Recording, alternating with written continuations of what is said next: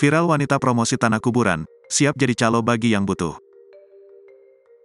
Viral di media sosial, seorang wanita menjadi sorotan lantaran membuat sebuah video promosi yang menawarkan tanah kuburan.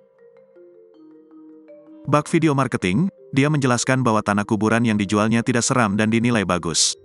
Dia pun merekamnya tepat di depan tanah kuburan hijau.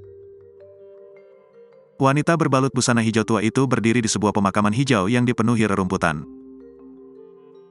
Walaupun dengan suasana yang mendung, dia memastikan kuburan itu tidak seram. Selain itu, wanita ini mengatakan jika ada yang mencari tanah kuburan bisa menghubunginya. Namun wanita berambut pendek itu menjelaskan stok tanah yang disediakan adalah untuk masyarakat yang beragama Kristen. Dia juga menjamin harganya murah. Selain menawarkan tanah kuburan, dia juga bersedia menjadi calo tanah kuburan. Video ini lantas dipenuhi komentar netizen dengan berbagai pendapatnya.